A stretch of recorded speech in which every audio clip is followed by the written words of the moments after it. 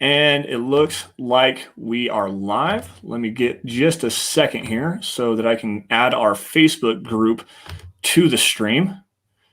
And it looks like we are good to go. Mile high. Hello, everybody, and welcome into another episode of the Dove Valley Deep Divers podcast. I'm your host, Lance Sanderson, and joining me, as per usual, is my good friend and colleague. He is Mile High Huddle senior NFL draft analyst, the one and only Erick Trickel. Erick, man, week after the draft, have a week now to digest everything. We're going to break some stuff down for you guys. But, man, how you feeling about how George Paton did in his first year as the general manager of the Denver Broncos, man?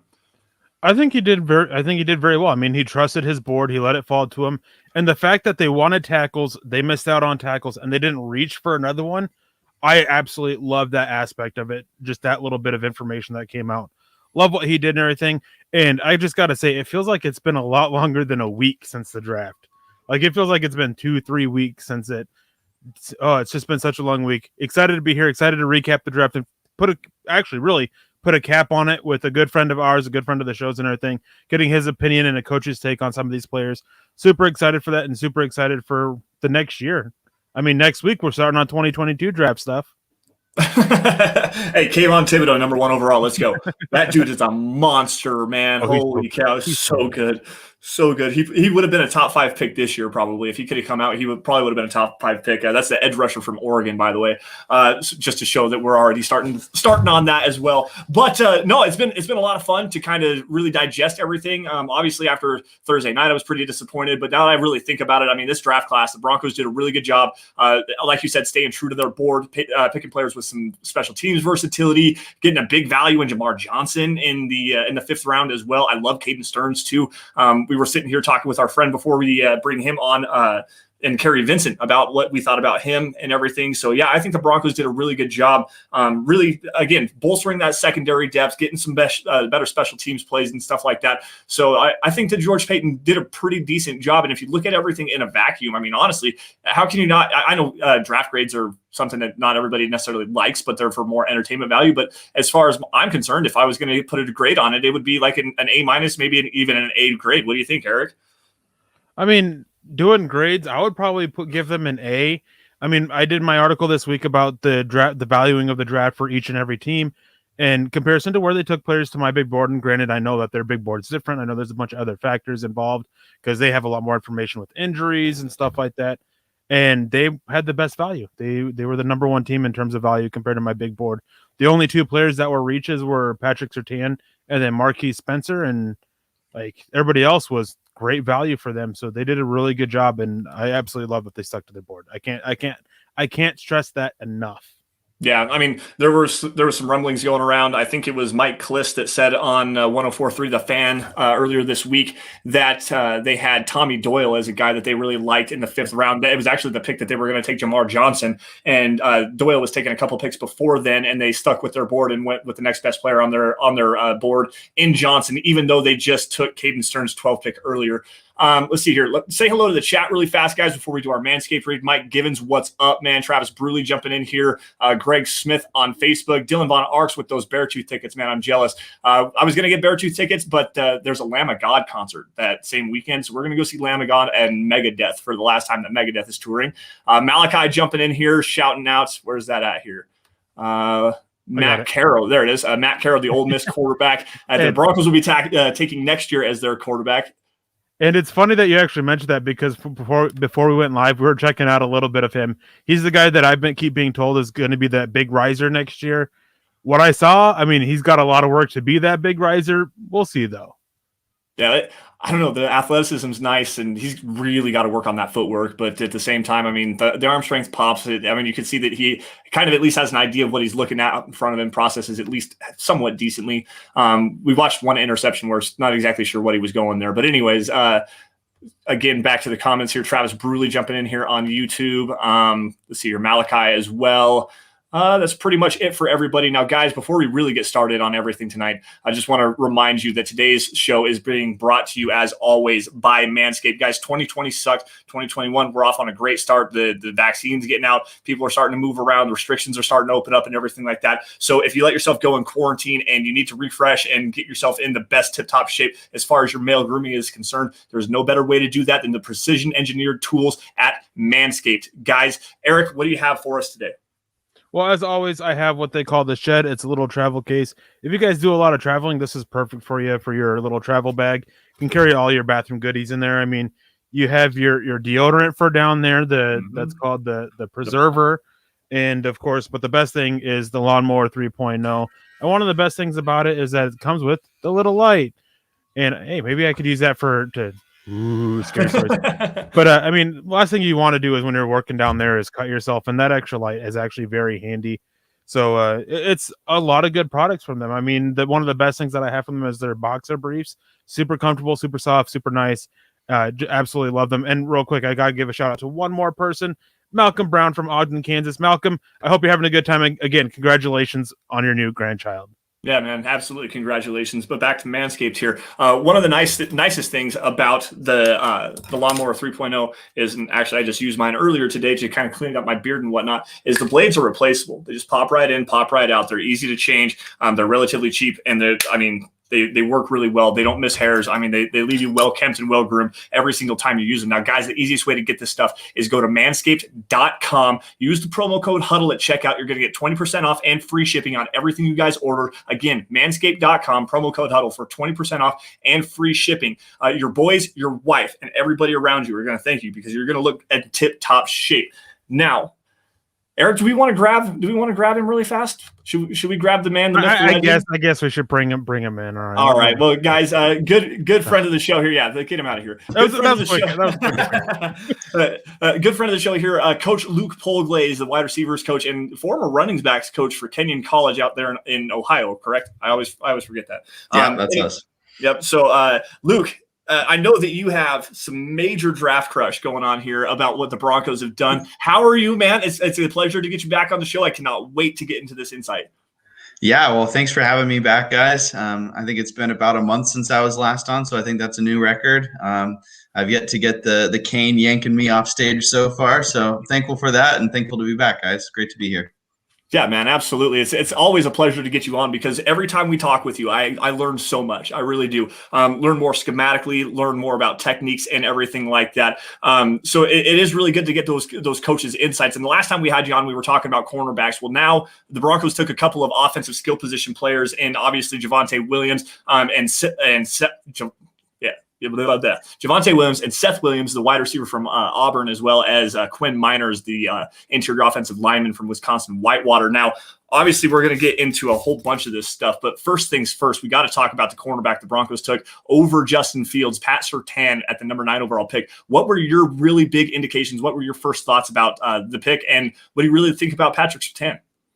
Yeah, well, I'm not nearly enough of a draftnik as much as you guys are. I can't tell you about value for the pick. I mean, I'm out here in the middle of Ohio, where 2 hours north is Browns country, 2 hours south is Bengals country. Right here around Columbus, the only pro team is Ohio State. So I've been just surrounded by nothing but love for Justin Fields. So given that, I was probably a little bit bummed that they passed on him, just because I wanted to see the surrounding countryside go a little bit crazy. But in terms of the value, I mean, they're getting a guy who's going to get some time to adjust to the NFL, right? Anytime you draft a guy and you already have several solid cornerbacks on your roster, he's going to get some time to develop. And when you look at a guy like Surtain, I think he's a very pro-ready guy. He's a very patient cornerback. Really what I saw in college was they really didn't do, opposing offenses didn't really throw at him a lot. Anytime they did throw the ball at his receiver, they used, meshes or picks or, even double moves just to try and kind of do anything that they could to get that receiver open. But he's, really fluid player, just super smooth in his movement. And I know I made the comparison last time that, he's the guy that you just kind of feel like better than to throw the ball at his side. So obviously, before we had you on last time, I remember when we were talking about it, you texted me after the Kyle Fuller, Ronald Darby, with Bryce Callahan in tow. How can you imagine the Broncos utilizing Patrick Surtain this year? Yeah, I think he's going to be a matchup guy. I know we were kind of talking about this a little bit off air, but I think cornerback, as much as any other position, is probably the hardest position to adjust to first year in the NFL. I mean, you look at a guy like Surtain, he's gone up against the cream of the crop, right? The SEC has been absolutely loaded with extremely talented receivers over the past few years. You look at the LSUs and the Ole Misses of the world. But, you get to the NFL and all of a sudden you're going up against, a veteran who spent, 5-10 years just honing his craft. You're that little rookie and he knows your deficiencies before you do. So he's going to have a year to adjust. He's going to have a year to kind of sit behind, a guy like Kyle Fuller, who's been one of the top 5 cornerbacks in the league. And he's going to get a year to kind of learn the secrets of the trade. And I think that's going to make him a lot better for it. Now, will he be an instant impact guy? Realistically, probably not. But this is a draft pick that my assumption is, Denver kind of made knowing that they were going to get a year of developing him. And then, really, if it happens this year, great. But otherwise, they're just going to unleash him once he's gotten the chance to sit and learn a little bit. Now, before we get to Javonte Williams, I have one more question for you. And it's based off of something Vic Fangio said. And he admitted that on tape, you didn't really get to see it, but they believe that Patrick Surtain can work in the nickel. I'd like to hear your thoughts on that. Do you think he can work in the nickel? Yeah, I think the one thing you really see with him, which is kind of unusual from any kind of outside quarterback, is he's aggressive, right? He's physical. You see him play through screens and just blow those up for tackles for loss. And, that's not something you often see from a college cornerback, right? We talk about the stereotype of cornerbacks as being, shying away from physicality, not wanting to tackle. That's probably more true with some guys than others. But you look at a guy like Surtain, and he takes that on, man. He relishes that. And if you want to survive in the slot, no matter your size, you look at a guy like Chris Harris, undersized, yes, but scrappy as all get out. You always knew he was going to stick his nose in, he was going to make a play. And, for that reason, I wouldn't be surprised if they just look at his physicality as a trait and say, yeah, we know that this guy's going to be able to survive in the slot day one. So something that I found interesting before we move on, I just want to toss this out there as well. Pat Surtain coming in as tall as he was, as long as he was, with the great weight and the athleticism and everything. If you look at I don't know if you know the spider graphs. I can't remember. I think it's mockdraftable.com. Yeah. Those spider graphs. He was an 85% comparison to Derwin James. 86.3. Exactly. So 86.3% comparable to Derwin James, the safety of the Chargers. And they really kind of got him in to be that Travis Kelce killer, to take care of Darren Waller. Do you think that that's a role that the Broncos could use him as, is not sliding him on the outside, but we're going to line him up against Travis Kelce and see if we can finally solve that problem for the Broncos that's been going on since, 2012? You're kind of testing my draft knowledge here a few years back with Derwin James, but if I remember, he kind of played all over the field a little bit for Florida State, right? Yep. He was kind of that guy who did a lot of different things. And when you're at Alabama, when Coach Saban looks at you and says, Pat, I want you to lock down one side of the field, you're going to do that. They don't need to move you around. So I think he has the versatility athletically, certainly based on that. Physicality wise, he's going to have some adjustments. Sure, it's fine for him to do that against receivers, but when you've got, again, a Travis Kelce or a Darren Waller, just some of the tight ends, even within the conference, within the division, those are some big boys. So, is that long-term potentially a role for him? Maybe. But again, I think he's going to need quite a bit of development before he gets there, just in terms of, adjusting to a new scheme. He basically, a lot of the time, Alabama just kind of put him on an island and said, you know what, if you want to beat him, you can figure out a way to do it. Otherwise, we just trust him to lock down that side of the field. Yeah. All right. Now, want to move on to Javonte Williams and let you gush over him, because this seems to be the pick that all of Broncos country is kind of sleeping on, and just like either hates it because of the trade up or because the whole mantra of running backs don't matter. And you can go on a tirade about that as a former running backs coach and how they do matter and everything. But just give us a quick breakdown of Javonte Williams and what he brings to the Broncos. Well, first and foremost, running backs matter. You got to keep running backs coaches employed, man. The running back is a dying breed, and I think really when you look at it, there's no more friendly a thing on the football field to a young quarterback than a guy who we can turn around and give the ball to and have some trust in him. I know I told you guys you're going to have to slow me up here because I'm just going to go a little bit crazy on Javonte here. But, I think when you look at North Carolina and what he was asked to do, he ran a lot of different schemes. He's run inside zone with a split. He's run power, counter, mid zone, pin and pull. And what he does is he's just so fast mentally. first and foremost, he's well coached, but he takes coaching well. When he's approaching the mesh, right, when he's about to get the ball from the quarterback, his eyes are already on his keys. He's already reading the defense. He's not looking at the quarterback giving him the ball, right? He's already thought, in his mind, he's a step beyond getting the ball. He's already looking at where he wants to go. And I think when you look at that, I think there's a great example.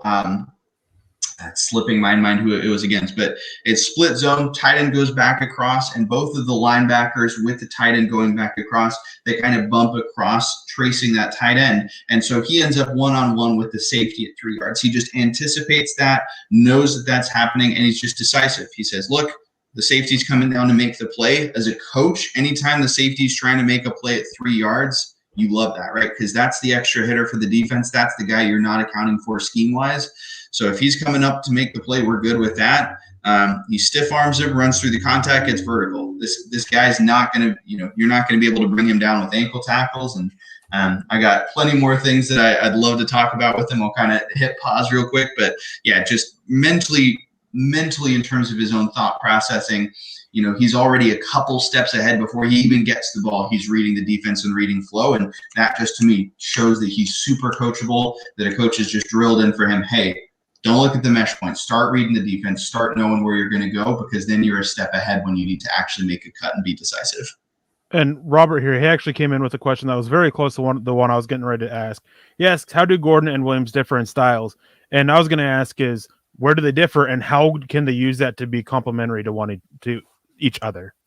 Yeah, well, I mean, you look at Gordon, and he's kind of more your power back, right? He's kind of a bigger back. He gets behind his pads, and I think in that regard, Williams is not that different from him as a runner, right? They're both bruising, physical running backs. And so stylistically, you added a guy who's very similar. Instead of a thunder and lightning, you've got a thunder and a thunder. And I don't think there's anything wrong with that by any means, because the two of them can kind of just grind a defense down by the fourth quarter. I think my thing where I guess I see Melvin Gordon kind of separating himself is, I think that he's kind of a little bit stiffer, right? He's going to make that one cut and get vertical. Whereas I think Javonte has a little bit more wiggle, a little bit more juice than people kind of give him credit for, right? He's going to be able to stick his foot in the ground and get vertical, but he's got a little bit of shimmy. He's got just enough of a low center of gravity with great balance that he just pops off of tackles laterally. Whereas a guy like Melvin Gordon is just kind of more inclined to take those head on. Now, the dream is always having that 3-down back, the guy who can run, the guy who can block, and the guy who can catch. We've heard a lot about his running ability. Does he have what it takes to be a receiver out of the backfield and a blocker as well?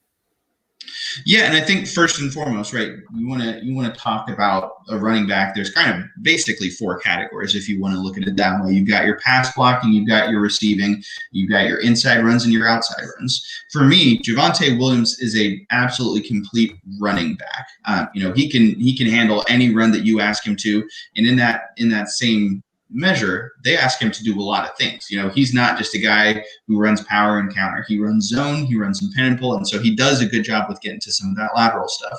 UNC didn't really ask him to do a ton in the receiving game, so it's kind of something where you kind of want to see him, really produced at the NFL. I don't think he's really a guy who you're going to line up and then motion him out to get into empty. Just doesn't strike me as kind of his deal per se. But in terms of the passing game, he's a very capable pass blocker. I'm kind of curious to see how he does in some more complex passing pass pro schemes where he's actually, asked to read the defense and analyze the defense and know his backers and his edge keys and who he's reading in case they blitz. I think that his mental processing from a run game standpoint is incredibly advanced, so I have every expectation he'd be able to handle that without a problem. I guess that's just kind of the one thing that I'd love to see him really do at the next level. So something that I noticed when I was watching Javonte Williams is his patience and his vision and the way that he manipulates the line of scrimmage and presses the hole and then really accelerates through the hole and bounces off of contact in the hole and then gets to the second level with speed. Specifically against the Florida State, that Florida State tape, there was a couple of runs where I think it was outside zone. They were stretching the line horizontally, and he really just kind of pressed it and then bounced back 2 holes actually to get vertical. Was that something that impressed with you, and is that something that really translates in this Broncos offense? Yeah, I mean, I think one thing that I really kind of caught when I watched him is And I think he's kind of from that era where a lot of younger running backs are watching a lot of Le'Veon Bell, and that kind of patience and not quite hesitation, but just kind of slowing things down. And really, at the end of the day, when you're running, any kind of zone concept or where you're reading for flow or for a cutback, right? You're waiting for the defender to commit. You're waiting for him to go one way or the other, and then you're making your cut based on that. So when it comes to that, I think patience is incredibly key. That your linebackers of today, they're impatient, right? They want to come up and make a play, and the key about inside zone is whatever way they go, you're making it wrong, right? You're cutting opposite them. So I think his patience is great, and I think that whatever level of football you're at, if you're patient, if you're waiting for the other guy to make a mistake, that then you immediately seize on that. I think that's going to translate well. Yeah. Jake King jumping in here with a $10 super chat. I'm hopeful to see Hamler have more production this season after using a second rounder on him. What role will he have, and are there just too many other weapons on the team for him to shine? Eric, I'm kind of curious your thoughts on KJ Hamler here. Well, first I want to ask Luke, did we have you watch KJ Hamler last year before you came on? I don't think so. I think you had me watch a lot of outside guys more so. I remember Rager was an inside guy, but yeah. Yeah. Well, I mean, with him the biggest thing is that Hamler's going to have to stay out there on the field. He dealt with injuries last year. It saw him miss the first little bit of the season and then again towards the end of the season. And I think a little bit during too, but I can't remember for sure. Mm-hmm. I mean, he's a smaller guy. And the other thing is he can't drop 25% of passes that are thrown his way. If he wants to have a role, that's the easiest way to lose it. I like him. I like what he can bring with this offense because it's something that the Broncos don't really have. Jerry Jeudy, Tim Patrick, Courtland Sutton, they're all guys who bring something very different from what Hamler does. He's kind of that gadget type weapon. So there's definitely a role for him. It's just he's got to improve on certain areas and key areas for him to really keep that role. Well, and I think a big part of that is going back to the training camp and the injuries and everything like that. Courtland Sutton, week 2, tears his ACL, and that really forced KJ Hamler into a role that he wasn't ready for. Like, quite honestly, everyone said that KJ Hamler was going to have to develop in training camp, and they were going to bring him along slowly. And that was really the case, especially when he had that hamstring injury back in training camp as well. So when Courtland Sutton goes down, KJ Hamler is now thrust into that full-time slot role. It takes away from the value of him and his gadget explosiveness because they're force feeding him the ball a little bit more than they actually wanted to. And it also took away something else that he adds to this team. And I'm really hoping that they work in this direction this year, especially if Courtland Sutton, Tim Patrick, and Jerry Jeudy are all able to stay healthy. He's an explosive kick returner and punt returner, guys. Like, he has the ability to do that. And if you can kick Deontay Spencer off this roster, add in another that sixth cornerback, because that's probably where the Broncos are going to go with as deep as this cornerback room is. I mean, there's definitely an opportunity there for them to win and save that special team slot with KJ Hamler. So to me, having everybody healthy on the offensive weapon side, I mean, getting Albert Okwuegbunam involved as well, a little bit more, Noah Fant as well. Obviously, now you've got Javonte Williams in tow. With KJ Hamler, you lessen his role a little bit, get him the ball in some creative ways, and just let him go to work with that high-end athleticism. Now, Luke, do you want to – go ahead. One thing that you said is, I don't think necessarily that if they look to kick off Deontay Spencer with KJ Hamler, I think that's the right way to go. But I don't think it'll necessarily be for an extra corner. I think it'll be for a different sixth receiver. I mean, don't forget that we have Courtland Sutton coming back from injury. They just drafted Seth Williams. Maybe they don't feel they can sneak him onto the practice squad, and they decide to keep him as extra insurance. And, of course, with everything going around about with Aaron Rodgers and Denver possibly being them, maybe they decide to send Tim Patrick that way as well, which would then open that spot. And also, thank you, Gary Leeds, for your star donation. We definitely appreciate that.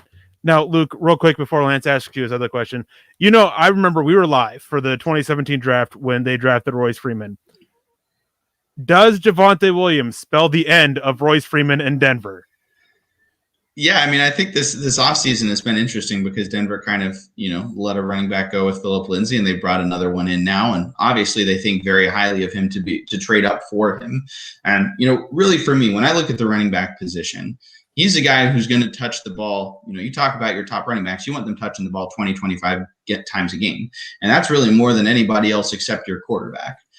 So for me, you want to make sure that a guy is going to come in and have an impact on the offense. And, when it comes to Javonte Williams, I know that the fans are kind of split on him right now. But for me, if I'm a coach in that office, in that staff, I love Javonte because he does the little things and those matter. I know one thing that we talked about a little bit off air is, on any kind of RPO read or anything where the quarterback pulls the ball, right, to throw the ball. He carries out his run fake. He is still looks, for all intents and purposes, like he has the ball.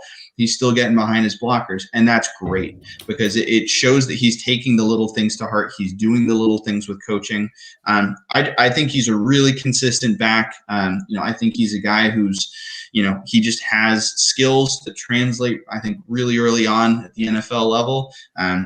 Ultimately, I think this is kind of a shot to Royce Freeman, just saying, hey, how do you respond, right? How are you going to bounce back? Are you going to prove that you belong on this roster? But for me, when I look at Javonte, I think he's a really, really good running back. Like I said, a complete running back in the true sense of the word running. And I think ultimately at the end of the day, you want that guy standing right next to your quarterback. I absolutely think that he's a worthwhile addition.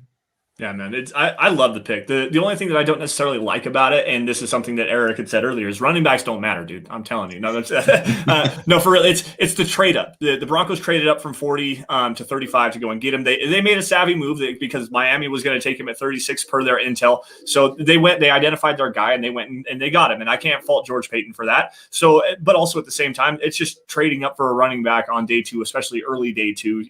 It's a value thing there and position value with the running backs. While they do matter, they don't matter at the same time. So still, though, I like it. The only thing I really hate about it is the trade up and the fact that the Broncos lost Richie Grant at number 40 overall to the Atlanta Falcons.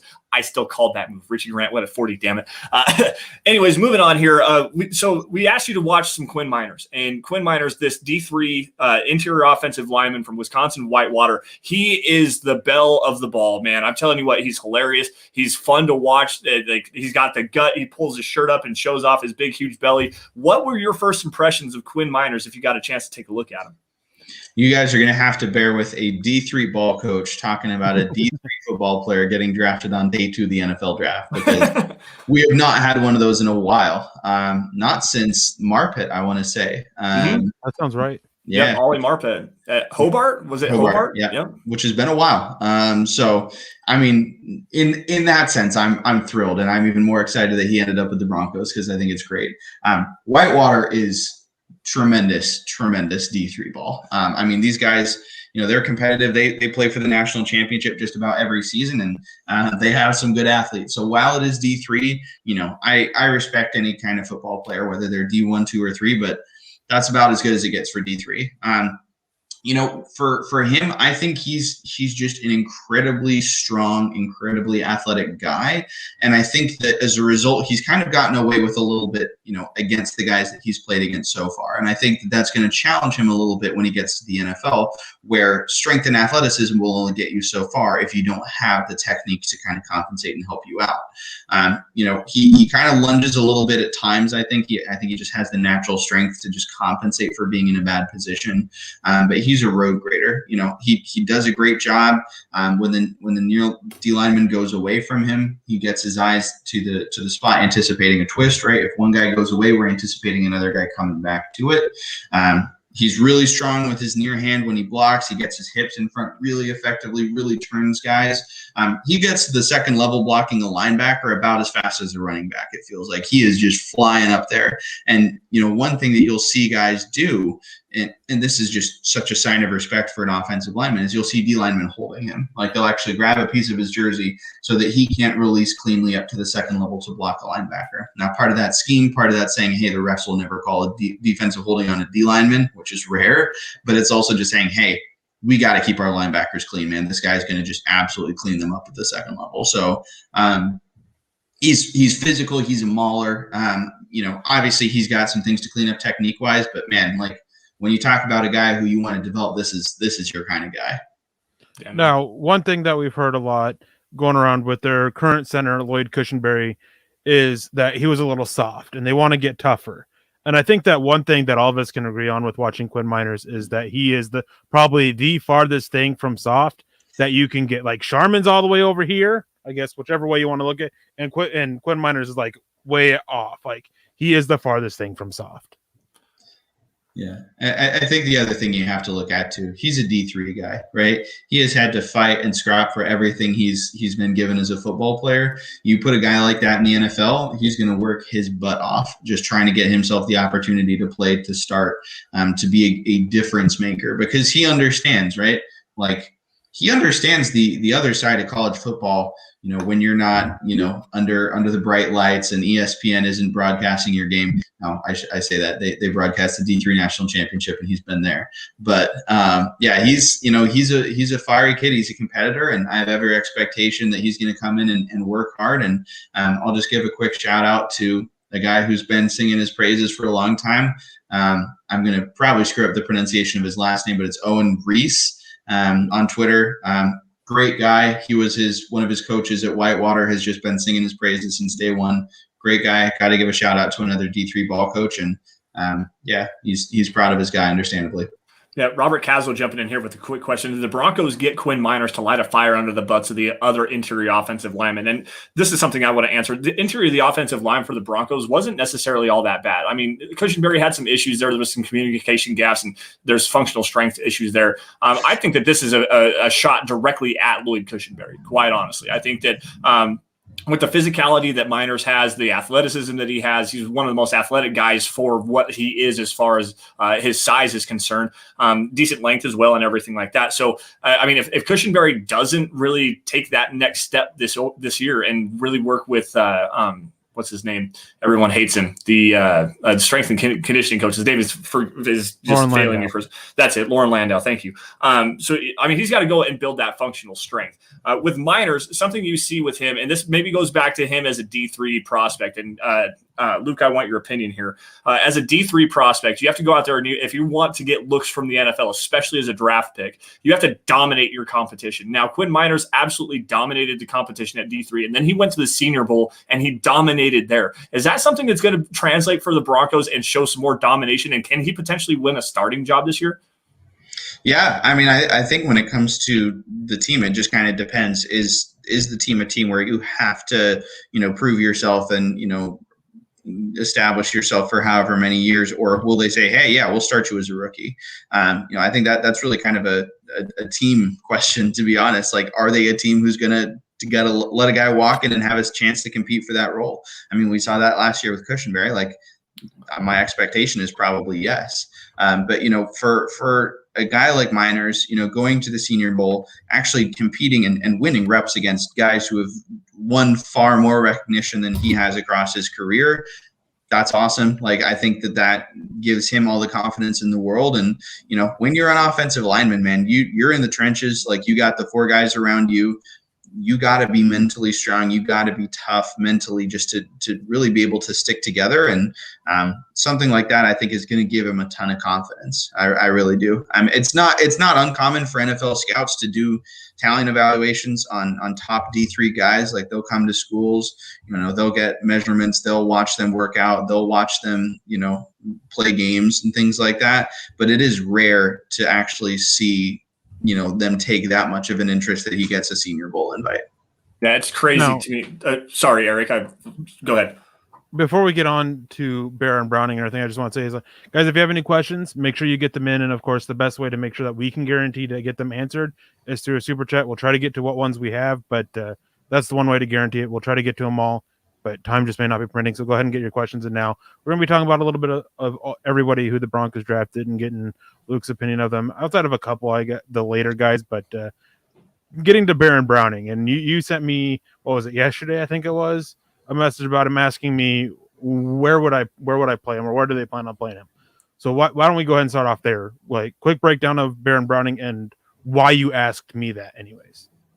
I mean, it was kind of a loaded question. I kind of, going into it, I had a pretty good idea of where I would play him. I just wanted a second opinion. For me, he's super, super athletic. He takes on blockers well. I don't love the way he gets off blocks, but I like the physicality that he gets to a block with. For me, sideline to sideline guy, great hips.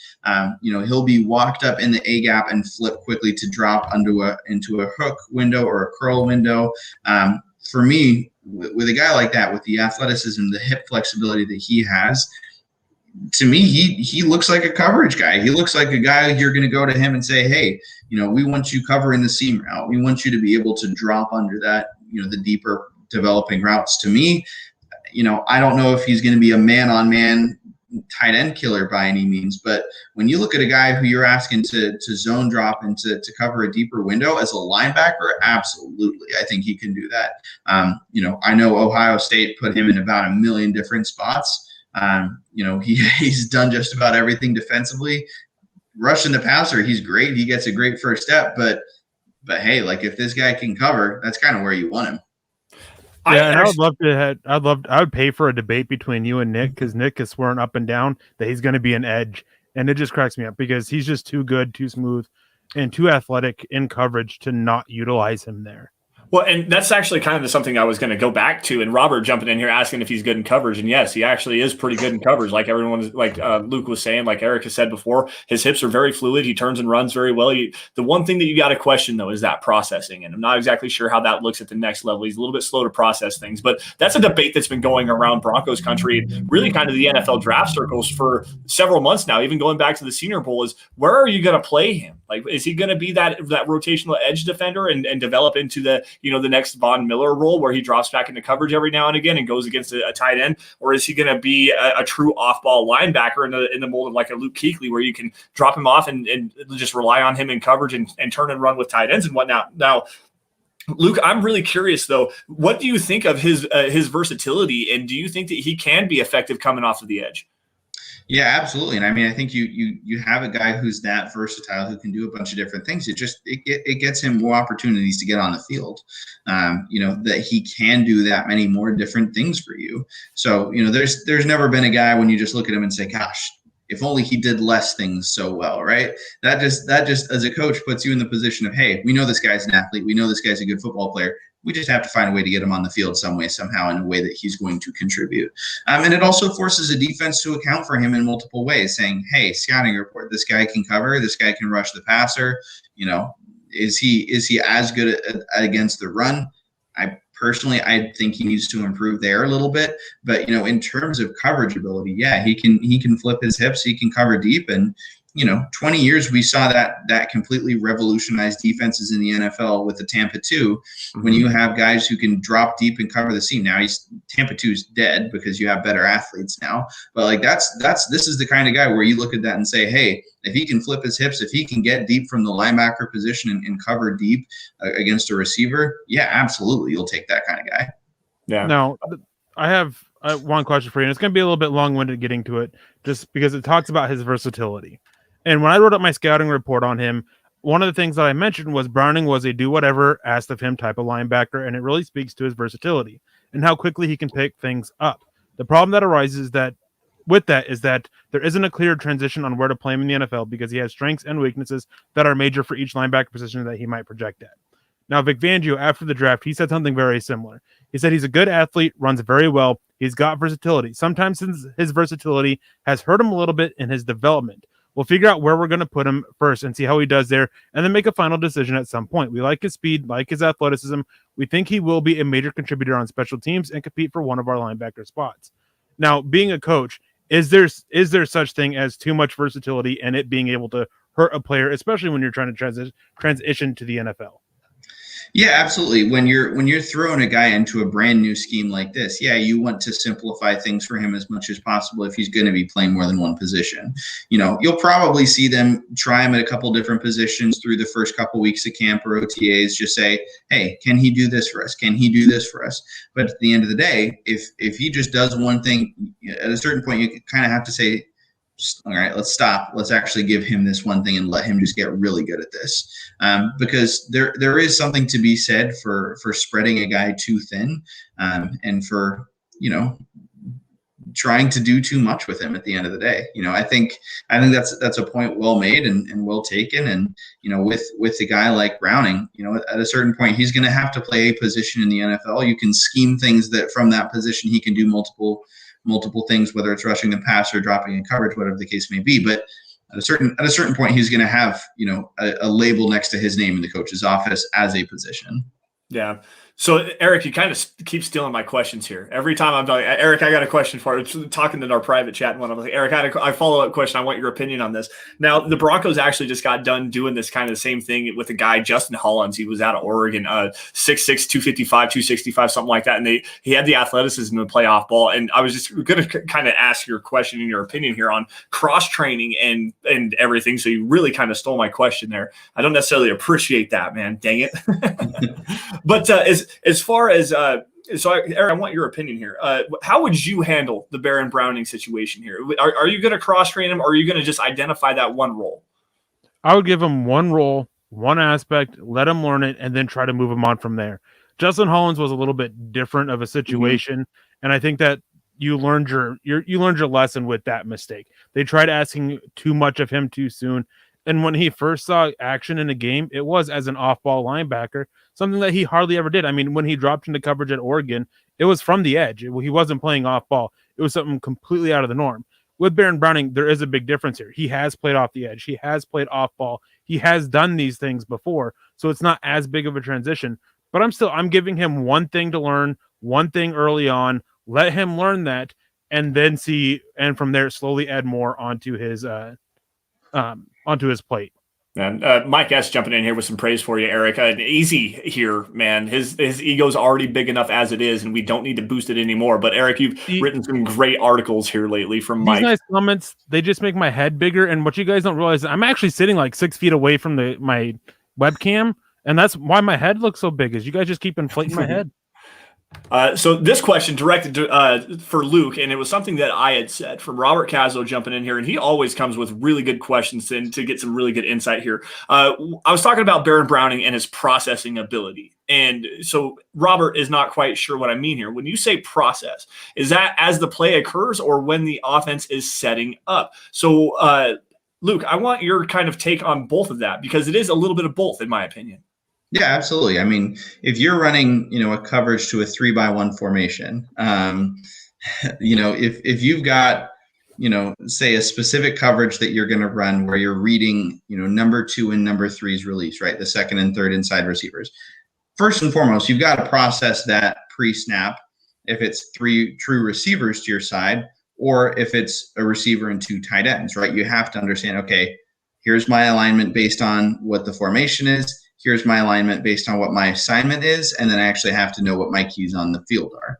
Now, for me, most processing happens post-snap, where, if you're zone dropping, right, you're reading the releases of different receivers, and based on their route pattern, based on the distribution of those, then you know who you're covering based on that. You might have a guy, you own a certain guy running vertical and a certain guy if he goes shallow. So you're just kind of reading those releases to say, oh, he's going vertical, I own this guy, or oh, he's going out, so I'm going to pick up the shallow here. So a lot of it is just understanding, processing, knowing your alignment, your assignment, and your keys, and saying, okay, if I have to wall number 3, I'm going to wall number 3 until he goes out, whatever the case may be.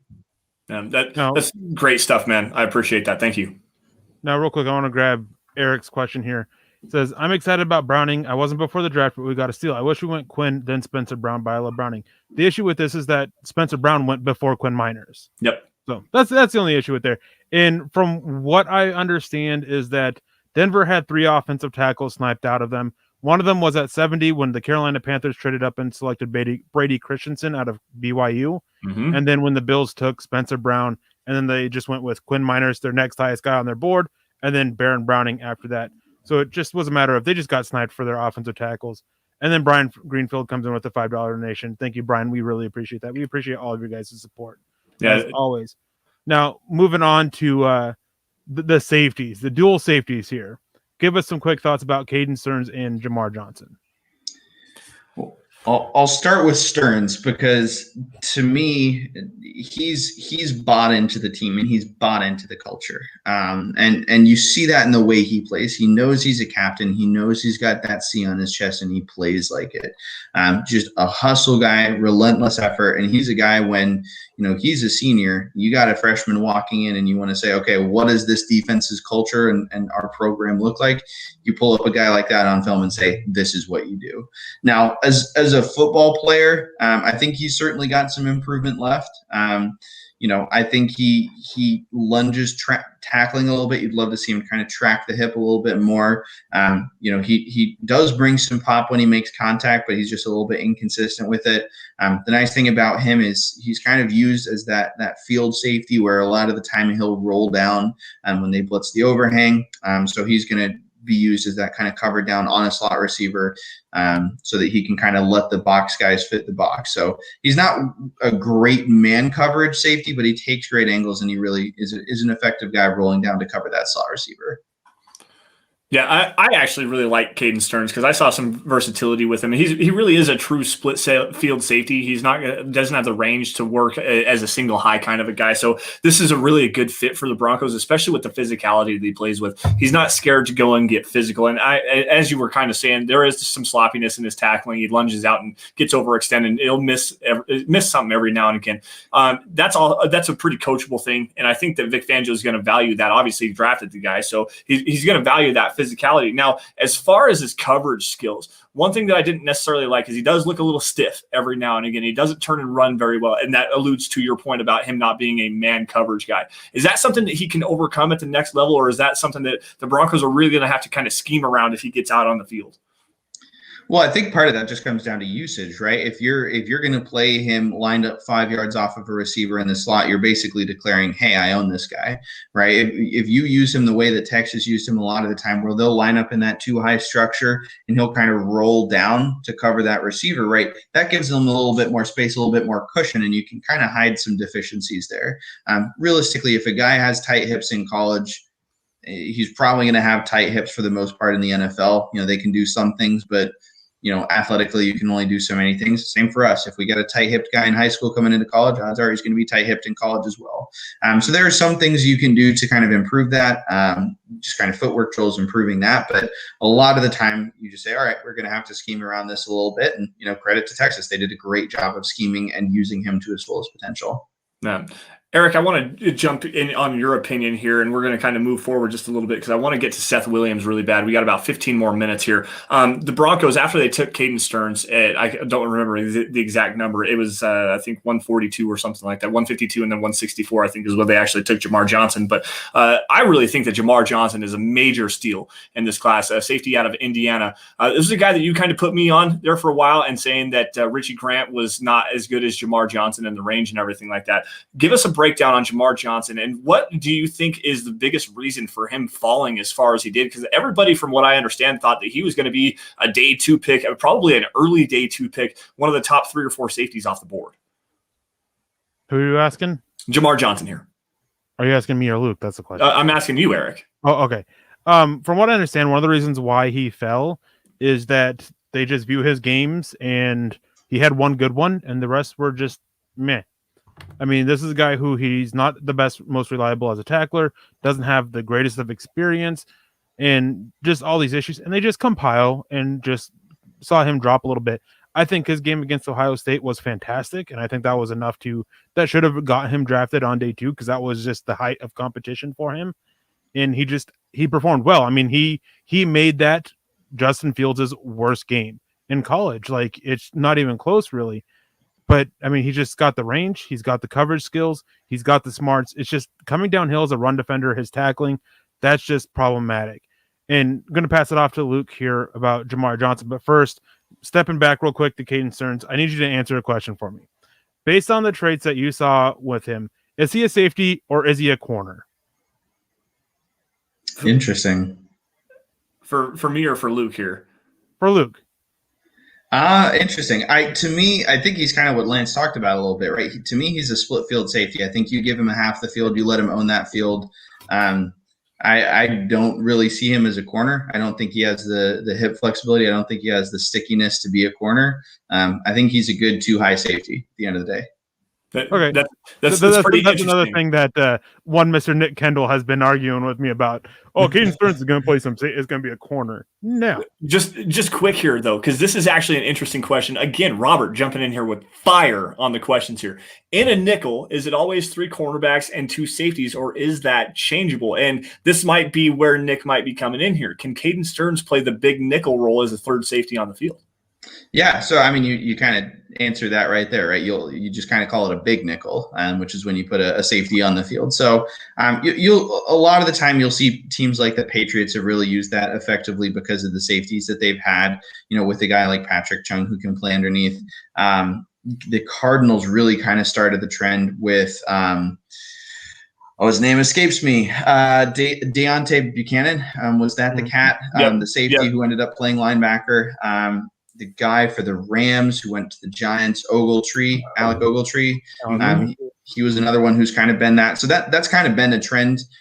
To me, that's not really a true nickel defense because you're not doing a lot of things that are 3 safety oriented. You look at a college defense like an Iowa State, and that is a true 3 high safety defense. And the amount of disguising that they can do is really impressive. To me, you're just putting a different body in a linebacker role and kind of just rolling with it. So yeah, in terms of nickel versus big nickel, it kind of just depends personnel wise who you put on the field. To me, I think Kaden Stearns has a lot of development, and to me, if you're bringing him onto the field, it means you're going to free up a guy to play closer to the line of scrimmage, and you want him playing that deeper safety role. Yeah. All right, so I know you have some thoughts on Jamar Johnson, and I'm really curious on your breakdown on him. I thought he was super rangy. I thought he could play single high if he wanted him to. It probably works better in the split field role. Wears multiple hats, doesn't necessarily tackle very well, but he's willing to get there. What are your thoughts on Jamar Johnson, and is he as big of a steal as I thought he is? I mean, I'm not one to talk about draft value. I know you've been on the Jamar Johnson train for a long time. I'm not here to say he's a steal. I'm here to say he's a really, really good football player. I think he's got tremendous hip flexibility in a way that we talk about Kaden Stearns, and he doesn't really have that. For me, he plays the run effectively. You talk about that Ohio State game. Indiana mixed up so many looks in that game, and a lot of it revolved around what he could do. They blitzed him from depth as that kind of extra add-on rusher where the offense can't account for him, and he was disruptive. He flew downhill, got pressure on the quarterback, and at the end of the day, if you're rushing a safety from depth, you want him to impact the quarterback, and you want him to hurry up his decision making. He knows his responsibilities. He knows where his eyes need to be. He's a great example of he's doing his 1/11th on every play. You'll hear coaches talk about doing your 1/11th, and he's not trying to do anybody else's job. He's doing his, and he's doing a great job of it. For me, the one kind of real illustration of this is when you talk about disguising coverages. A lot of the time, teams will line up with what I call as a receivers coach, middle of the field open, right? Split field. So you've got 2 safeties high. Your kind of classic cover 2, cover 4 look. We kind of just talked about this with Kaden Stearns, right? They're going to rock down to kind of a single high look where that safety to the field rolls down and ends up covering the slot. One thing that Indiana did in that Ohio State game, and this really is just absolutely essential to have a guy like Jamar Johnson who can do this on the field, is they would roll from this, which is what I would call middle of the field closed, right? You've got a single high safety, and they would actually roll to a middle of the field open. So they're actually rolling him from kind of closer to the line of scrimmage back to a deeper safety role. And think about that. That's much more of an impressive transition because you're asking a guy to have to run backwards at the snap and transition to a back pedal and still stay over receivers. And so to me, you can't do that if you don't have a guy with the hip flexibility that a Jamar Johnson does. And it's easy to go from here to here, right? Because you're just asking one guy to walk up and one guy to roll to the middle of the field. You do both, one guy walking for it is physics, and guy rolling to the middle of the field you do every day in practice, right? That's just an everyday drill. But actually asking guy to bail and actually get to that second high safety, that's a lot more impressive to me.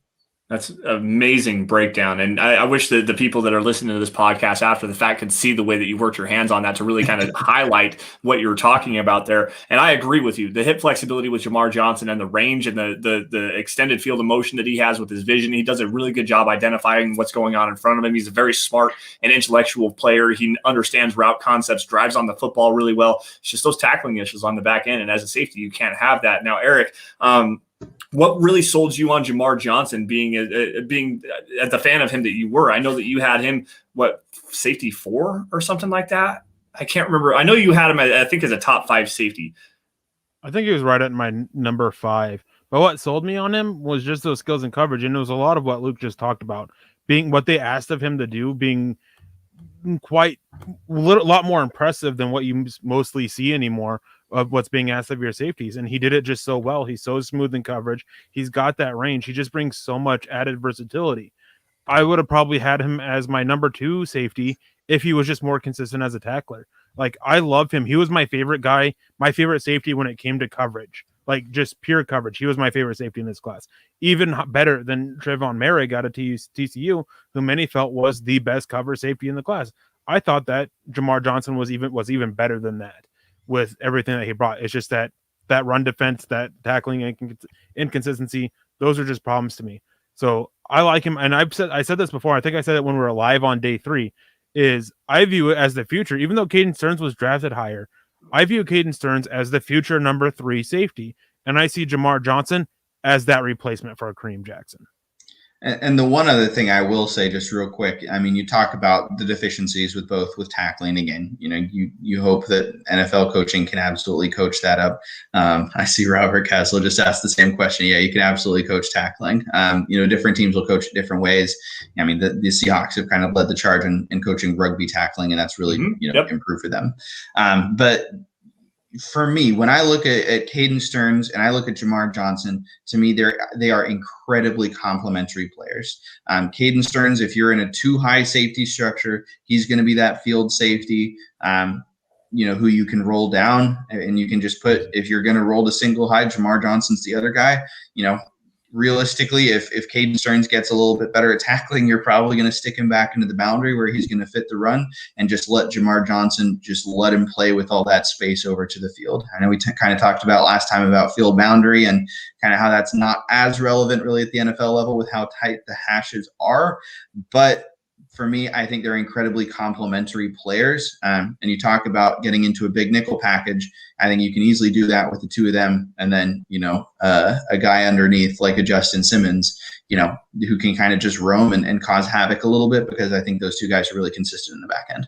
Yeah, great stuff, man. Always, every single time you come on, I'm just blown away. It's. I thought I know a lot about football, and I really know nothing. Malcolm Brown jumping in here with the $2 super chat. Good job, guys. Hashtag Erick's halibut fun. Hey, I got to get up there one of these days. We got to go halibut fishing. It's gonna happen. It may not happen until after I get married next year, but it's gonna happen. So hopefully, I'll be able to go up and go catch some halibut with you now. Luke, this is the one that I was intrigued honestly by your Javonte Williams take, but I'm really intrigued by Seth Williams here.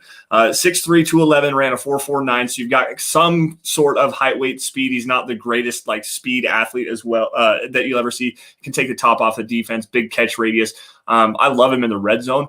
You're the wide receivers coach at Kenyon College, and you watched this guy, I'm assuming a lot to come into the show, and got a pretty decent idea about him. What does he bring outside of that red zone versatility for the Broncos?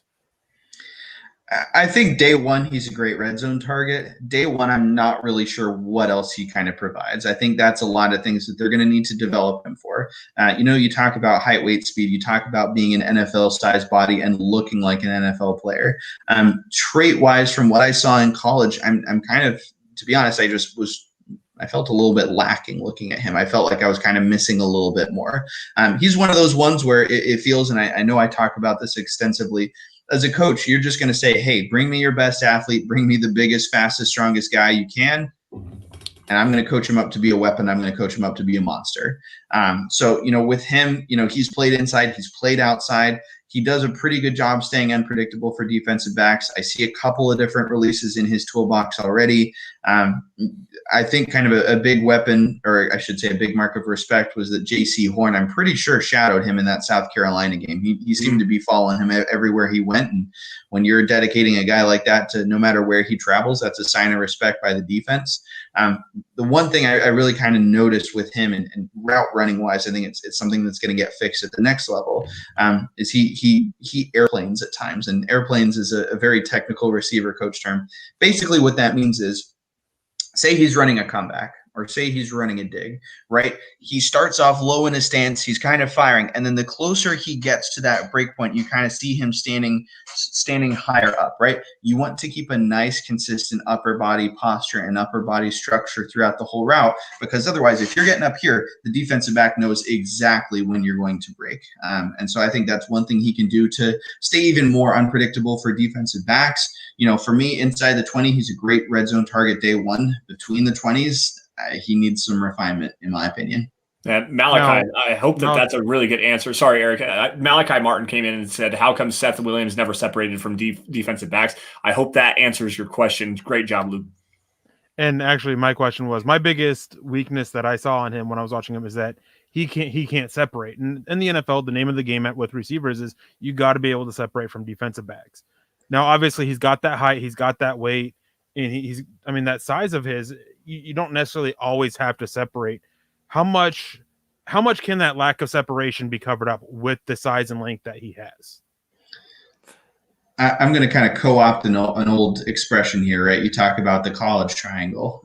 You can have 2 of 3 things in college: sleep, a social life, and good grades. Pick 2 of the 3, right? I think a lot of the times with NFL players, you can have, or I should say with NFL receivers, you can have 2 of the 3: size, athleticism, and separation, right? Like, he's got 2 of the 3. If he had all 3, he'd be a day one guy, right? I don't think anybody's going to sit here and say that an SEC receiver who's 6'3" and can go up and get a great contested catch, he wouldn't go day one. Absolutely, he would. So I think that's probably the reason he's slipped this far. And again, you kind of you get a guy like him who you just see the traits. You see, okay, look, he can go up and get it. We can work with a guy who goes up and attacks the football. That's really what you're going to kind of have to work on, is making him a little bit even more unpredictable for defensive backs. Adding more to his release toolbox, moving him around the formation to cause matchups, against a safety or against a nickel corner, right? He's the kind of guy who you say, look, day one, is he going to win against the best outside cornerbacks in the league? Probably not. But can we develop him there? Sure. And can we move him around and scheme that up in the meantime to make sure that we can get him there? Absolutely. And real quick, got a question for you, but I want to grab this one from Miguel. Can you guys get Brandon Perna on, please? The better person to ask would be Chad and Zach. I know that Chad used to have I'm not sure if anything happened. So if there is, I'm not sure, but I know that Chad used to do something with Brandon pretty regularly. So maybe that would be the better one to ask. Not so much us. I have nothing but respect for Brandon, but he's definitely closer to Chad than he is us. But the question I have for you, and as it pertains to Kerry Vincent Jr., is Robert Caslow asks, what is Fangio's cover scheme? And real quick, it's a match quarters. But can you give a quick explanation of what match quarters is and how somebody like Kerry Vincent can step in and have a role in it? The kind of new buzzword these days is hybrid schemes, where it's part man and part zone, where you're asking defenders to not just say, hey, I've got this guy, you've got that guy, cover them, right? You're asking defenders to kind of do a little bit more than that. So a lot of the time, and every scheme works differently. Everybody runs things different ways. For what a match quarter scheme is, you're basically asking the defenders to read releases, and if one guy does one thing,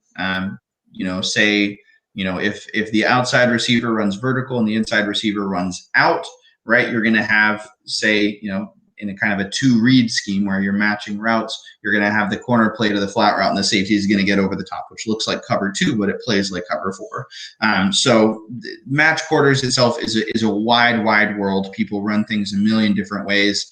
I don't think there's any one universal rule of match quarters. I know there's some great resources out there. Cody Alexander is a great coach on Twitter who's great follow. He's written a book. I think it's called The Art of Match Quarters. So highly recommend that as a resource if you're looking to learn more. I'm a simple wide receiver coach. I was going to say that Cody Alexander series, The Making of the Modern Hybrid Defense. There was another one I can't remember, and then the match quarter stuff. I have all of that upstairs, and man, you want to talk about some incredibly technical football, man. Like I said, I thought I knew something about football. You dive into some of those coaching books, and it's just, whew. But yeah, that match quarters deal. I actually drew up a play diagram, and I kind of shared it here for a little while. I want to show you just a little bit more of this here really fast to kind of explain some more of it. And this is a very, very basic look at what we've got going on here, guys. If I can actually see what I've got here. Maybe not. Where's that? Can I get to here? There it is. Okay. So obviously cover 4 look, and the way that it works is you've got your safeties is the biggest key here, and they're keying on the inside receivers and everything like that. You're matching the route of the inside receivers. Your cornerbacks have boundary looks only. Anything breaking to the outside, that's the way that they have to go. Your linebackers have to wall. Anything coming across the middle of the field, bail to the flat. It's a very complex, very intricate scheme, and this doesn't do any justice to what is actually going on with that defense. But it does kind of give you at least a decent look at what is really going on in a match quarter scheme. So sorry for anybody that can't see this live and is listening to this after the fact, but there's a lot of literature out there, and match quarters is something that's incredibly difficult to understand. Quite honestly, there's overhang safeties you got to worry about, field rotation. You've got counting your wide receivers, identifying your formation. What is your responsibility within that? What is your responsibility within the keys? How you're supposed to play that responsibility, pass off responsibility to another receiver. I mean, it's very, very, very intricate. And that's a big reason why everywhere Vic Fangio has gone, his defense takes a big step in year 2 and an even bigger step in year 3 as the continuity in the scheme. And everybody starts to learn the verbiage and learn that transition language over and over again.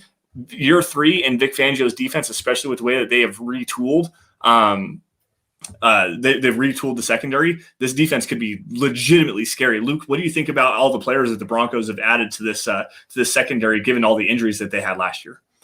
Yeah, I mean, when it comes to what you're talking about, anytime you run a complex scheme, giving players additional years and additional time to develop within the scheme is great. You kind of always run the risk of, even with guys who've been around the league or been around college for a number of years, who've played in different schemes. If you bring in a free agent and they don't know your scheme, then they're going to kind of be back to square one. They may be pretty familiar with the overall coverages and families, but maybe not with the way that you run it specifically. So you look at a guy like Kyle Fuller, who has run Vic Fangio's scheme. There's not going to be a learning curve with him, right? He's done this since a long time ago. So I think that's one thing where there's always going to be a learning curve. There's always going to be adjustments for people. But when it comes to that, you're going to have guys who come in and just really know the scheme and who are going to be able to perform. Yeah. Now, before we get to a couple comments here in the chat, I have one question for you, and I know you're going to hate me for it. As a Broncos fan, what do you think they do this year? What do you think their record will be? That's a great question. I honestly think any football team, I firmly believe, will go as far as the quarterback will take them. And so that kind of just at the end of the day, do you believe in the quarterback? Do you not believe in the quarterback? Do you believe in Drew Lock? Do you believe in Teddy Bridgewater?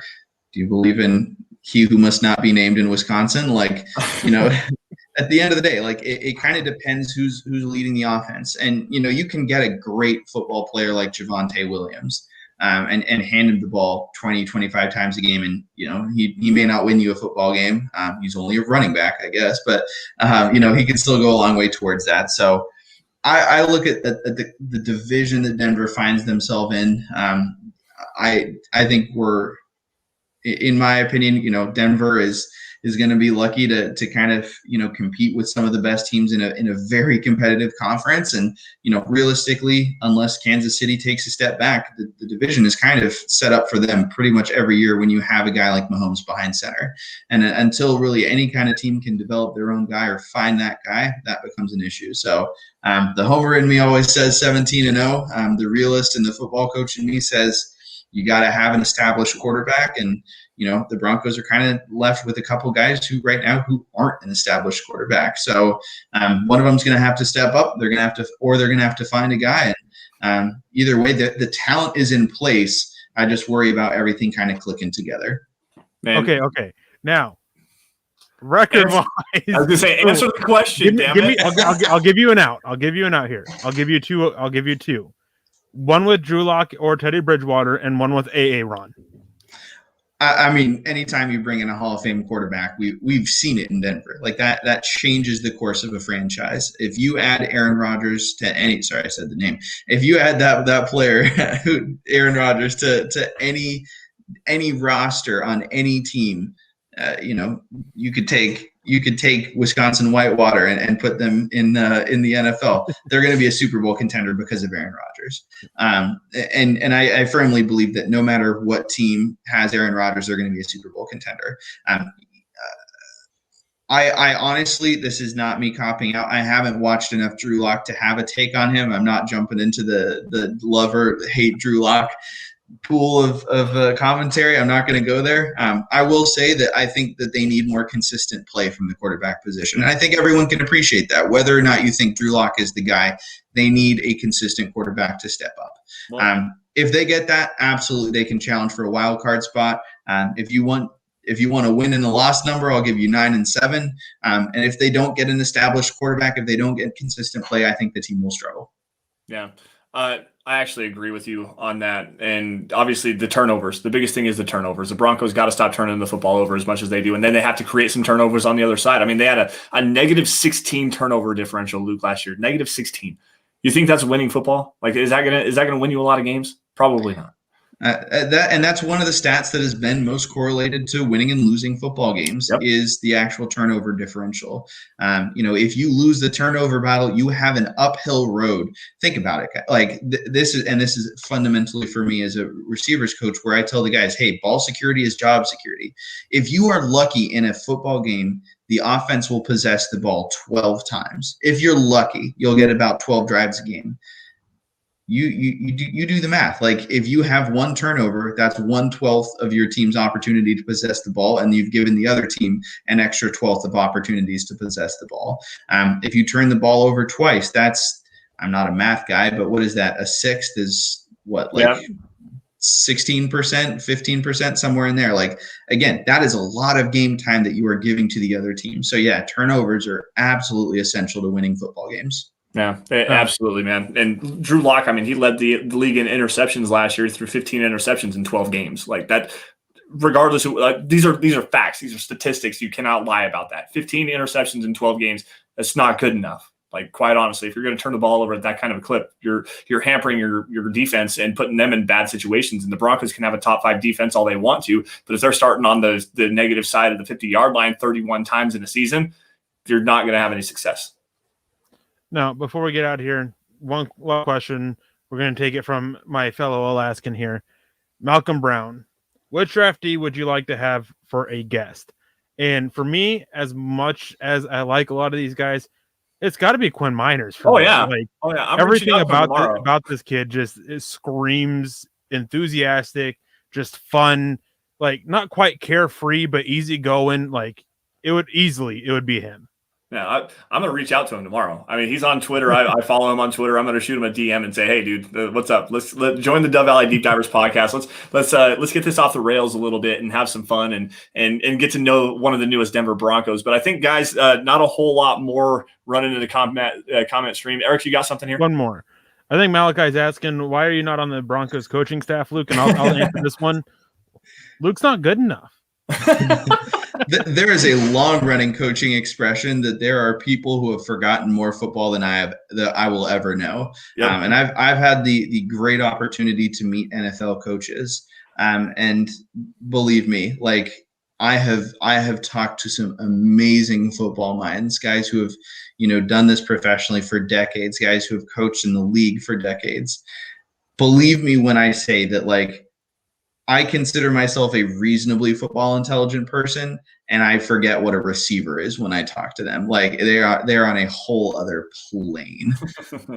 And on that note is Luke actually mentioned it to me about when I was looking at coaching locally, the defensive line coach for Ohio State, name escapes me. Larry Johnson. There we go. And had me watch a couple of his seminars and stuff like that. And 45 minutes was all it was, and it took me 10 hours to watch it because I had to keep going back because I kept missing stuff. There is a whole other level. I like to think I know a lot, but compared to these guys in the NFL, I know nothing. Yeah. And I mean, they are brilliant. There's a reason why they are part of this elite group of people that gets to coach in the NFL. So I mean, it's just whole other level. My final take on this before I wrap it up here, guys. I mean, Luke's got the wide receivers and the running backs expert taken care of. I mean, Eric is one of the best interior offensive line, really trench guys as far as evaluating players and stuff goes. My specialty is being a bad analyst. Like I'm Ain't that true? I like to poke fun. I mean, I think I like to think that I do wide receivers, cornerbacks, just because I played the position and understand a little bit of how everything works. But also at the same time, you guys still blow me away every time that we get on. I mean, I learned from Eric, but every time, Luke, you get on as well, I learn so much for you. So thank you very much for your insight, guys. That's going to wrap it up for us on the Dove Valley Deep Divers podcast, guys. It's been on the screen all day today. Follow us on Twitter. You find me at Sanderson MHH, for Eric at Erick Trickel, for Luke at Luc Polglaze as well. For the show, guys, while you're at it, at DVDD_pod, easiest way to keep up with what's going on with the Dove Valley Deep Divers. Also, guys, at Mile High Huddle, that's the mother account. It's also the easiest way of getting instant news and analysis on your Denver Broncos, and opinion articles from guys like myself, like Eric, like Nick Kendall, Carl Dumler, Chad, Zach, the whole gang at Mile High Huddle. Also, it's the easiest way to keep up with what's going on with the Huddle Up podcast as well. Also, guys, follow John K, Boana Beast, at John K MHH. Send him some love right now. He kind of deserves it. Going through some rough stuff. I don't want to get into anything personal for him, but just send him some love if you got the opportunity to do so. Facebook users, guys, go to facebook.com/Mile High Huddle. Click the blue Become a Supporter button. It's a great way to support the show. $5 a month to get you exclusive premium content, like the Trickel Zone, which, Eric, what do you have on the Trickel Zone this week? Or have you even got there yet? I haven't even thought about what we're going to be doing. It's going to be what my night is and part of my morning figuring out what we're going to be doing. But I mean, now that the draft's over, I got to shift my focus. I mean, it was leading up to the draft. It was always just my top 10s, my top 5s. Not sure yet. Maybe something will happen tonight that I can give a takedown on. Maybe I can break into some Aaron Rodgers or Jawan James stuff. Not sure yet. Got to send a text off the chat and figure that out and figure out what the direction of the show is going to be for after the draft. So tune back in for Eric's way too early top 100 for 2022. Is that what I'm hearing? There we go. That's what we'll do. My way too early top 100. I mean, if you've already got a top 100 for next year, there's never a chance of me keeping up with you. But anyways, guys, facebook.com/Mile High Huddle. Click the blue Become a Supporter button. You get the Trickel Zone. You get Kelberman's Corner on Sundays at noon. I'm looking to do a kickstart here as well, as far as breaking down some tape for you guys called the 5280 View. Still got to get the works and the kinks and stuff figured out for that as well. But also, guys, another great way to support the show, get one of these hats right here, this Dove Valley Deep Divers hat. There's also t-shirts, face masks, coffee cups, everything like that, anything to suit your fancy at huddleuppod.com. That's the merch tent. Get something. It's a great way to help support the show. And if you guys are not financially able to do anything like that, the 3 easiest things that everybody should be doing by now is subscribe where you guys are watching this, particularly on YouTube, but also on Twitch, on Facebook, on Twitter, anywhere you guys are getting this Mile High Huddle content. Subscribe to it, like every video you guys see, and if you love it, share it out in front of as many Broncos fans as you possibly can, because that is the most easy and organic way you can support and help grow the show, because without you guys, we could not do what we do best, which is break down your Denver Broncos. Now, before we get out of here, Eric, Luke, any last words? Well, I just want to say thank you, guys. It's always a pleasure to be on. Thank you for continuing to put up with me. Little bit of ribbon here now and there, but I mean, it was a pleasure, guys. Thank you so much for having me. Special shout out to Malachi. I appreciate it. Maybe someday I'll be on the Broncos coaching staff, but I'm a long way away from that. But thanks, guys. It's been a pleasure. Yeah, absolutely. It was great having you on. It always is. And some point we got to get around to playing some Apex so I can carry you some more. I really want to get you on sometime if we get this 5280 View going around and start talking some schemes and stuff like that. So maybe we can work in a little bit more if you have some time over the summer and whatnot on breaking down route concepts, breaking down coverage schemes and stuff like that, how you would attack that as a wide receivers coach. I think that would be some pretty decent stuff. If you're willing to do that, I'd definitely extend the invite to you, man. Yeah, it'd be a pleasure. I'd love to. Absolutely. All right. So guys, with that, that's the end of the Dove Valley Deep Diver show. You guys stay safe. Have a great weekend and also take care. We'll see you guys next week. Same time, same place. And as always, as we sign off, go Broncos.